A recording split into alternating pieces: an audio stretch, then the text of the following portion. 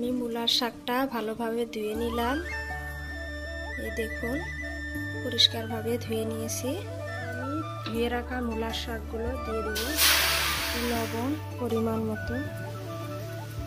দেখুন দিয়ে দিচ্ছি। এবার আমি নাড়াচাড়া দেব। এই যে আমি মূলার শাকটা নাড়াচাড়া দিতেছি। এইভাবে নাড়তে হবে। এরপর আমি শাকটা জল বেরোনোর জন্য ডালও রান্না করব। এই দেখুন আমি ধুয়ে নিয়েছি ভালোভাবে।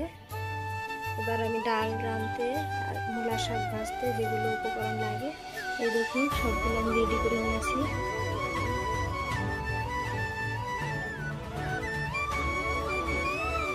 পরিমাণ মতো সব কিছু দিয়ে নিচ্ছি। এই যে লঙ্কা গুঁড়ো দিলাম, এই যে পেঁয়াজ কুচিগুলো দিলাম,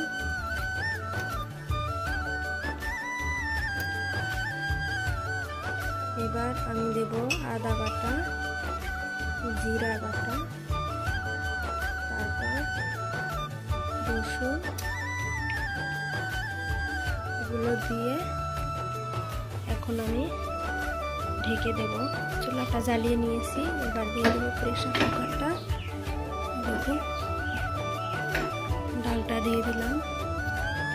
এবার সিটি মারা পর্যন্ত অপেক্ষা করতে হবে। 2 থেকে 3টা সিটি মারলে আমি বন্ধ করে দেব। এই দেখুন শাকের পানিগুলো প্রায় শুকিয়ে এসেছে। এইভাবে শুকিয়ে নিতে হবে, আর একটু শুকাতে হবে। এইভাবে মূলার শাক ভাজলে কিন্তু খেতে খুব মজা হয়। মূলার শাকটা কিন্তু পানি শুকিয়ে গেছে। এবার আমি একটা পাত্র, এবার শাকটা নামিয়ে নেওয়ার পর আমি কড়াতে দিয়ে দেবো সর্ষের তেল পরিমাণ মতো। এই দেখুন তেলটা গরম হয়ে গেছে। এবার আমি তেলের মধ্যে দিয়ে দেব রসুন থেতো করা, কাঁচা লঙ্কা আর পেঁয়াজ কুচি। এই দেখুন আমি রসুনটা দিয়ে দিলাম। এই দেখুন আমি রসুন, কাঁচা লঙ্কা আর পেঁয়াজ কুচি দিয়ে দিলাম। এবার এটা লাল লাল করে ভেজে নেওয়ার পর এখানে দিয়ে দেবো আমি মূলার শাক। এই দেখুন আমার পেঁয়াজ কুচি আর রসুনটা কিন্তু লাল লাল করে ভেজে নেওয়া হয়ে গেছে। এবার আমি দিয়ে দেবো শাক। এই দেখুন আমি শাকটা দিয়ে এবার আমি নেড়ে নেব। এইভাবে শাকটাকে 2 থেকে 3 মিনিট ভাজতে হবে, ভালোভাবে নাড়াচাড়া দিতে হবে। তারপর আমি নামিয়ে দেব। এই দেখুন আমার শাকটা ভাজা হয়ে গেছে। শাকটা কিন্তু খুব দারুণ হয়েছে, খেতে খুব মজা হয়েছে। আমি ডাল সিদ্ধ করতে যে উপকরণগুলো দিয়েছি সেগুলো ভালোভাবে মিক্স করতে আমি এটা নিয়েছি। এটা দিয়ে ভালোভাবে মিক্স করলে ডালটা সঙ্গে উপকরণগুলো ভালোভাবে মিক্স হয়ে যাবে। তারপর আমি ডালটা সিদ্ধ করার পর আমি ভালোভাবে মিক্স করে নিলাম। এবার এতে জল অ্যাড করব পরিমাণ মতো, আর অ্যাড করব এখানে হলুদ, লবণ।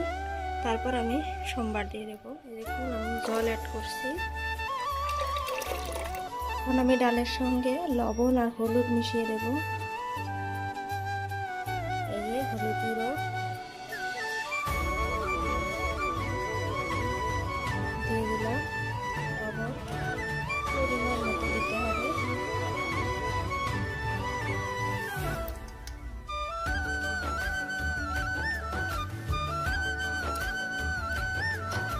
এরপর ভালোভাবে নাড়াচাড়া দিলাম। একটু ধনে গুঁড়ো দিয়ে দেবো।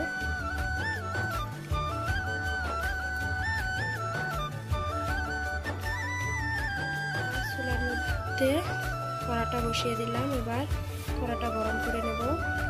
আমার কড়াটা গরম হয়ে গেছে। এবার আমি সর্ষের তেল দিয়ে দেব।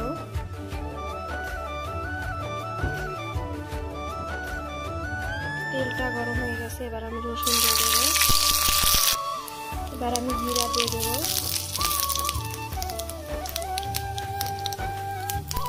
দেখুন আমি ডালটা এবার দিয়ে দিয়েছি। এইভাবে ডাল রান্না করলে কিন্তু খুবই মজার হয়। একবার ট্রাই করবেন, খেতে খুবই সুস্বাদু হয়।